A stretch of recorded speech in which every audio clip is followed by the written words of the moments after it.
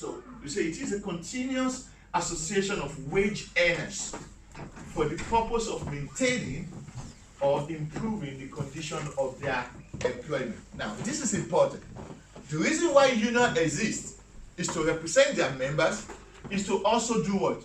Improve the members' condition. So it is the union that will say that, well, our members are working too hard. In a particular department, we are supposed to have about 6 people attending to the workers.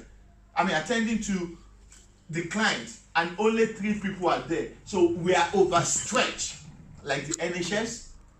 Okay? If you have been following the ongoing debate about the election that is coming up, we have heard the conservatives saying that we are going to employ 50,000 more nurses to join the NHS, 40,000 more police, according to the Labour Party.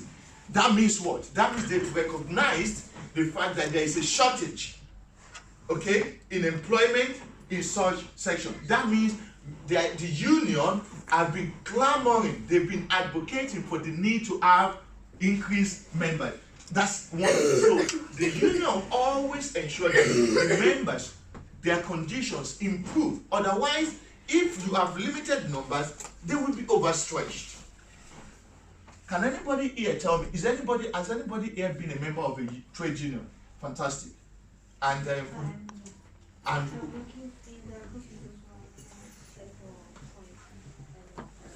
okay, so you work in the hospital, and then you are a member of a union. And what does your union do? So when I have any problems or I go with them, and so fantastic. Are you happy with your union? Yes. Fantastic. Okay, so you understand what we're trying to say in this context. So where you have that, has any other person, excuse me, has any other person been a member of a union? Oh, fantastic. And then what's your union? What does your union do for you? So if we got some problem with manager or supervisor or about our holiday, or doesn't matter, so we can complain about everything and they can help us. So are you happy with your union? Yeah, but we need to pay every month about £6.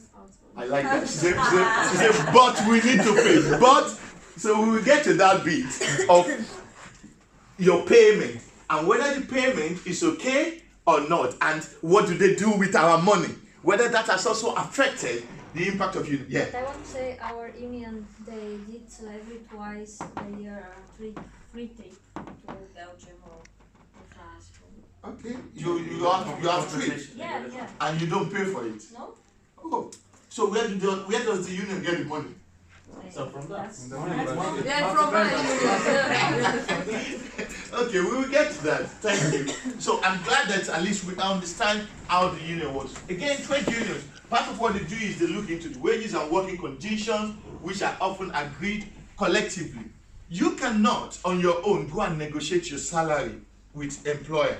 The representation has to be done by the union, because they cannot increase one employee's salary if you are all working on the same level, the same grade. The union can only be the one to say that we've been on this salary for this. We need hazard allowance. We need this allowance. We need this allowance. We've been on this amount in the last 5 years. The rate of inflation in the country has increased from 3% to 5%. The same salary cannot sustain us. So union makes such representation. It can be about your working condition. We don't have Starbucks. We don't have cafeteria. You understand what I'm saying? These are working conditions that unions could possibly look at. Okay? We said that this has actually, increased over time. The activities of trade union has increased over time since the 18th century when it first reared its head. And then there have been a lot of laws, a lot of acts, a lot of parliamentary positions have been in place to actually address this. But look at what Adam Smith said. Adam Smith, remember, happens to be an economist. He was an economist and a capitalist, for that matter. He said workers need to organize formally in order for them to have the same coordinations like the employers, so that they can achieve their intended purpose. There is no perfect competition in the labor market. You know, in economics, when you talk of perfect competition, you mean that you know exact of everything. Okay, you know the number of people that you need, you know the number of price, you know the amount, and everything is the same. In the labor market, and like in every other part, there's nothing like perfect competition. So you must be mindful of that and be mindful of the fact that you need the union to actually do the necessary representation. Today, we say that the right of workers are organized, and the need for workers to organize themselves is actually supported by the International Labour Organization, ILO. It is supported.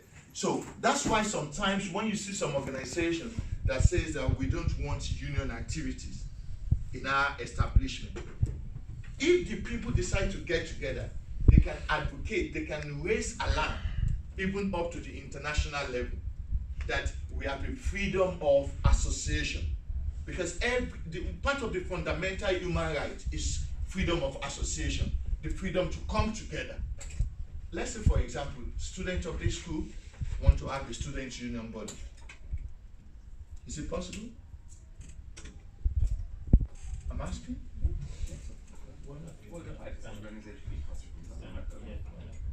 It is possible because it is enshrined in it is your right. The United Nations Charter of 1948, fundamental human right, part of it is right of association. You can come together. But the problem is that a number of unions abuse it, always looking at it like it is an instrument to fight. And it shouldn't be so. The coming together should be an instrument to make collective representation.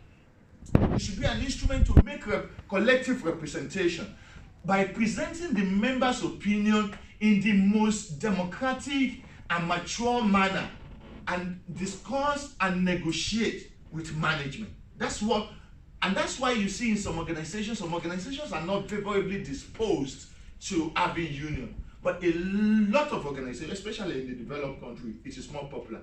In the developing economies, it is a huge challenge. It is a huge challenge because of what we call power distance, whereby you see your boss as the Lord. You understand? The power distance in the developed economy is very close, unlike the other part of the world. Okay? Any question up to this point? What is about in those countries where there is no private business? What about the countries where there is no? Or nowadays this period is ended. For example, there is a form of state is not democratic. Which state? The state form is not democratic. Okay. It's communist. Okay. What's happening there? There is owned by the government. There is not really right. Well, okay. It has raised a question. Let me throw it open. Those unions was no unions. The question is asking. Please pay attention. Pay attention, please. The question is asking, and I'm throwing this to us. It said, what happened in a country where you have communism? Okay? We know what communist state is like. Where unionism is suppressed or is not even allowed. What happened in that case? Anybody? So that's open for debate. Well, we used to have in Poland, we used to have like a union called Solidarność, and but it was like 1980s. So the unions, whenever they raised their voice, they were very basically. I mean, the government was sending militia, some kind of. Push them down, yeah? Yeah, Same as and there was my fights country. when Like people were Norway. basically losing their lives, fighting for the freedom. Yeah. Yeah, so that's how it was. And these unions can break government as well. They have force as well. They can change governments as well. Or Okay, good. they Like use NHS. sometimes other politicians as well to Oh, okay, good. create a revolution. Fantastic. I like your objectivity, and I'm coming to I that. know, Yes. because I know my Like country's history. NHS, the nurses, I remember it was 2 years ago, because all the nurses going out. 1891. All the nurses. Yeah, and the nurses, the nurses, all the stuff. I think One with second. the, right, with the register? I think Okay. So they are having a meeting, you know, that for the salary, for the young children, you get more payment and that's what I remember. In this country, Yeah. that the nurses were advocating for more salary. Is that what you're saying? Yeah. And was the representation made by the union? Yeah. Okay, fantastic. Now we have two ends. Somebody has, I mean, two people have talked about. I think we're talking about some of the experiences in Eastern Europe. Is that right? Because you've used Poland and then you talked about Romania. Okay, so now whereby because of the type of system of government in place, you know, remember USSR of those days and the development with the Soviet Union and things like that, whereby everything is owned, managed, and controlled by the government. Okay? It wasn't a capitalist state. It was owned, controlled, it's fundamentally socialist. Okay? And we're now talking about another environment in the UK, from what she has said now, where recently nurses were advocating for more pay and things like that, right?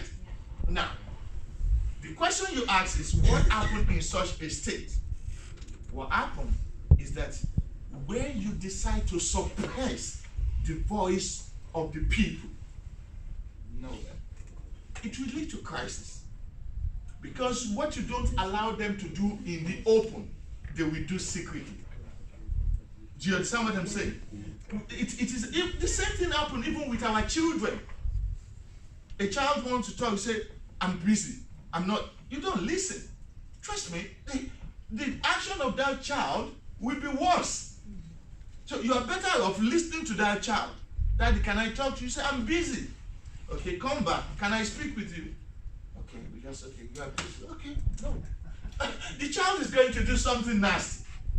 And then you are going to have yourself to blame. So when you now look at that with the union as well, because the voices of the people were largely suppressed, I will want to believe that that is part of the reason why such system did not continue. Because of globalization. People have now come to see how things are done in other places. That if you go to some other part of the world, the people, the workers have a voice. Why didn't we have a voice? But then you also mentioned, it is important to know that we have a situation again in which the union sometimes become too militant in their action. You understand? They see it as an instrument to fight, and politicians can use them.